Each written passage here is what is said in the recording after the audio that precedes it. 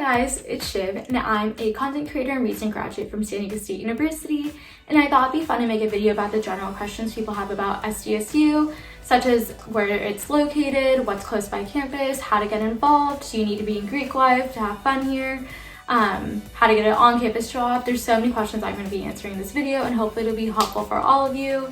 And this is whether you're coming right out of high school, a transfer student, graduate student. This applies to everyone. So hopefully these questions help you. My first question is, how do you describe SDSU in 1 to 2 sentences? To make the most out of your time here and to get the typical college experience everyone talks about, you need to put yourself out there.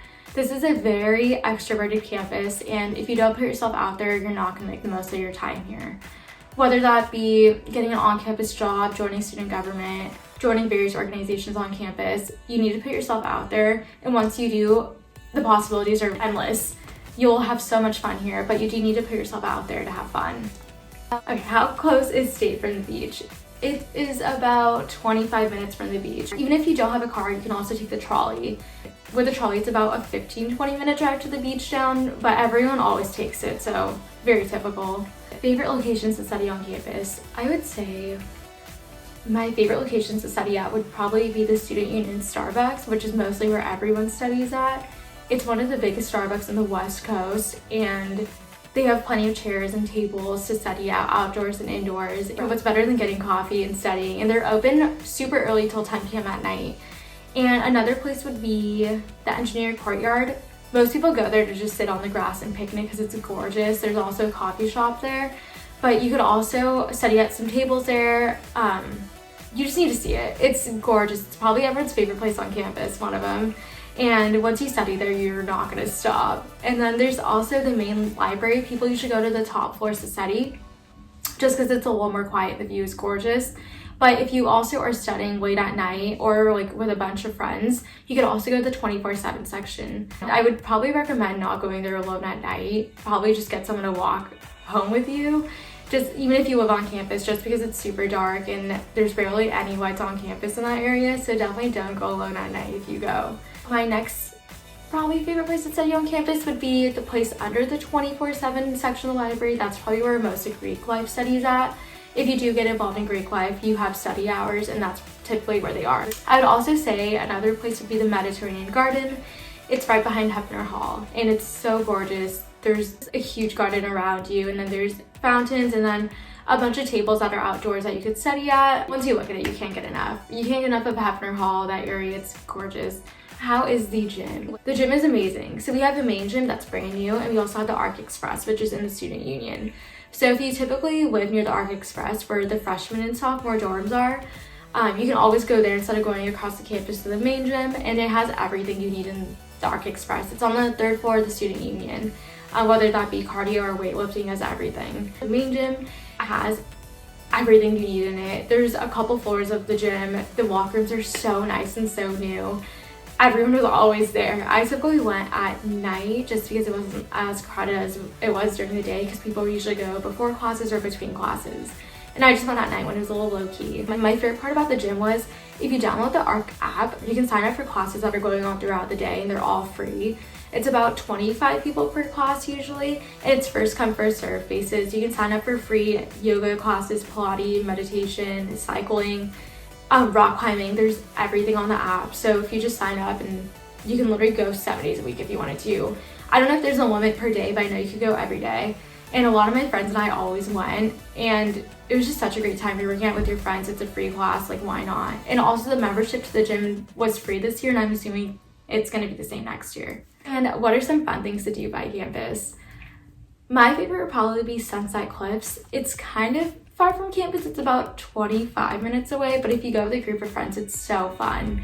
And it's just a bunch of cliffs overlooking the ocean. Hopefully I can insert a picture if I have one. It makes me fall in love with San Diego. It's such an amazing view. Everyone always goes during the afternoons, but you can also go during the day. It's an ocean beach, and there's plenty of places to eat around there also. And there's also a place called Living Room Cafe, and it's a coffee house that is living room themed, but it's huge, and they have meals for breakfast, lunch, dinner, coffee, obviously, a bunch of drinks, and everyone just kind of goes there to study. If you don't want to study on campus, that's typically where everyone is. It's about 3 to 4 minutes off campus. I would also say another favorite of mine is Valley Mall. It's an outdoor mall about 15 minutes away from campus.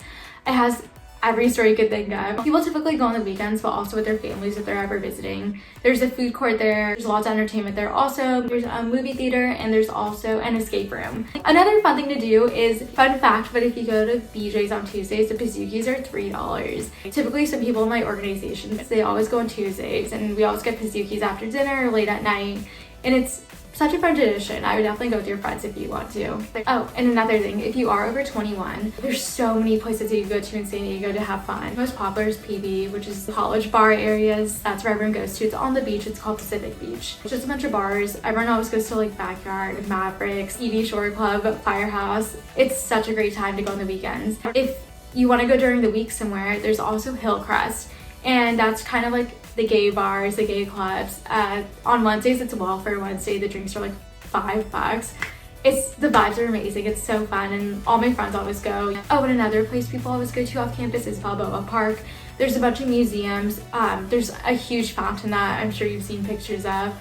But there's really great picnic areas there too. It's very relaxing. It's a great Sunday place to be at. On-campus jobs.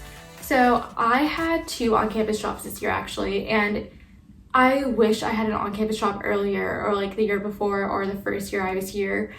I regret that so much. I just wish I had an on-campus job. Usually freshmen don't really have on-campus jobs because most jobs require you being a sophomore or above, but there's so many jobs on campus that are always hiring at.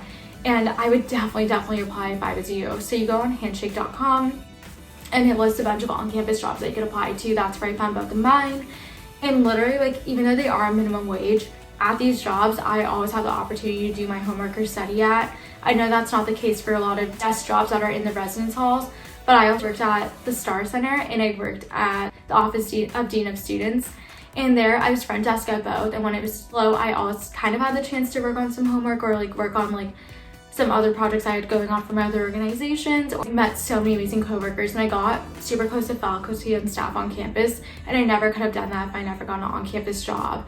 And the best part of working on campus is the convenience of it. You're literally on campus, you're right by the library at some jobs. The only thing about on-campus jobs, so I'm pretty sure this is Cal statewide, is you only get paid once a month, so you have to budget, but it's so worth having an on-campus job. You can also apply during spring. It's not just fall for these jobs.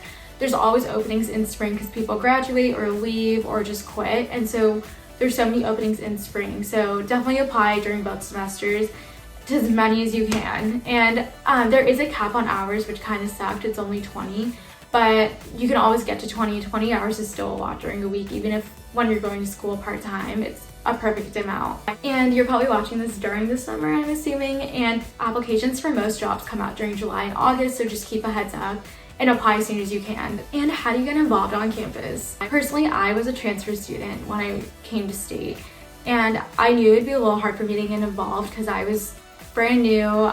People already had their established friend groups and everything, and I wanted to get involved to meet people on campus as well. And this goes for people who just graduated high school and that are coming straight to state or transferring. So a great way to start getting involved is, a lot of people don't know about this resource, but there's a thing called involvement consultants, and they're located at the Student Life and Leadership Office on the 2nd floor of the Student Union, also known as the Office of Dean of Students now. And these involvement consultants help you find organizations to be involved in. And it goes based on your major, interests, hobbies, passions. Your involvement consultant looks at all these topics and finds organizations that are catered for you. And whether that be Greek life, organizations based on your major, organizations that are catered to like first year students or transfer students, there's so many, and they always help you find one. They're about 20-minute appointments, and I'll put the link in the description below for the involvement consultant form. They're amazing, and I think you're still allowed to see them during the summer, so definitely check out that link below and get an appointment as soon as you can, because they'll help you find organizations right before fall starts. And by the time you're already at SDSU, you'll be involved, or like already knowing what you want to be involved in, which is going to help you a ton. Like I said before, to make the most out of your time at SDSU, you do need to get involved on campus, even if that's one organization or 5 different ones. And being in one organization opens up so many doors for you in other organizations, because you meet people who are part of them that tell you about them and their experience in them, and you're like, oh my god, I wish I was involved in this, or I want to be involved in this. And that's how you find out about their applications, when to start applying, and how to get involved with them. Like they say now, it's not about what you know, it's about who you know, and making connections and getting involved is very important at SDSU, especially at an extroverted campus like I mentioned before. And another great way to find organizations is to go on their Instagrams. Just simply look at their Instagrams, look at their posts, look at their link trees. You can join organizations that are related to your majors, student government, like I said before, Greek life, sorority, fraternity. Those ones are typically recruiting at the beginning of fall, right before classes start. And then there's also professional fraternities, service fraternities. There's so many ways to get involved on campus. I'm pretty sure there's over 300 organizations on campus to get involved in. I was an involvement consultant, and I used to find organizations for people to be involved in. And it was the best feeling ever, knowing that you're helping them find something to be a part of, something to feel like they're making a change in their community or in their lives, a great difference. And there's nothing better than that. Does it matter if I'm a commuter student that goes to state? Honestly, no, it does not. Being a commuter student does not limit your opportunities that other students that live on campus have. As you can tell, SDSU is not a big commuter school compared to other Cal states, like such as Long Beach or Fullerton. We have a lot more out-of-state students or students from NorCal, and there is obviously people who go to SDSU that are in the San Diego area already, but it's not a ton. A lot of my friends were commuters in all the organizations I was involved in, whether that be my business fraternity or my sorority. There's so many commuters, and you can still get as involved in these organizations as anyone else can. You probably just have to manage your time a little better, since you will be commuting maybe 30 to 40 minutes away from your home to come to these organizations. And you also have to keep in mind that there's like meetings every week for these organizations if you're willing to put the time to drive all the way there. But if that's not a problem to you, then your possibilities are limitless for joining organizations on campus. And I know commuters who are involved in 5 to 6 organizations on campus. The more you're involved on campus and as a commuter, the more people aren't going to think you're commuters. They're just going to think you're right by them, right by campus. Do I need to be involved in Greek life to have fun at state? You absolutely do not have to be a part of Greek life to have fun here. As you probably know, coming into SDSU, we are a very huge Greek-oriented school, but that doesn't mean you have to be involved in it to make the most out of your time here. There's so many other organizations that you can be involved in that aren't Greek life based if that just isn't for you. And those organizations will meet friends just as much as you would in a social fraternity or sorority. And there's also non-traditional Greek organizations, such as professional organizations, service organizations that are also fraternities. For example, I'm in a professional business fraternity, and we do get the same feel as a social fraternity would, but we are more focused on like our major, professionalism, commitment. This organization, we're all like-minded, we're all here with the same goals, and we're passionate about our majors. There's so many other organizations that you can be involved in that would get you the same amount of friends, same amount of fun as you would get in a social fraternity or sorority. For example, I'm involved in Women in Business, Camp Kesem, a professional business fraternity, the Pink Campus Rep program. There's so many things I'm involved in that aren't involved with Greek life. And if I wasn't involved in a social sorority, that would have been fine and enough for me. And that's typically how it goes. And within these organizations, you could also find a leadership position within that organization to be more involved in it with. For example, I'm a marketing major, and I wanted to find out more about marketing and learn more about the field and learn from others. And I stepped up as the director of marketing for my professional business organization. I also became an intern for Women in Business. I became the social guru for my Pink Campus Rep. Sorry guys, my camera died. There's so many other ways to get involved that don't involve Greek life, and you're gonna meet so many amazing people, you're gonna meet so many amazing friends, and you're gonna feel like you have a community on campus, like a family on campus, and that's all that matters at the end of the day. So no, you do not have to be part of Greek life. Sometimes you might feel left out because a lot of people are involved in it, but if you're happy being involved in all your other organizations, and you're happy at your time at state, you don't have to think about those things and it won't affect you. Okay. What are some food options on campus? So I'll just name a few. We have Panda Express, Eureka, Trader Joe's, Rubio's, Subway. We also have Chipotle, which is everyone's favorite, The Habit, Shake Smart, Jack in the Box. There's so many food options on campus and off campus.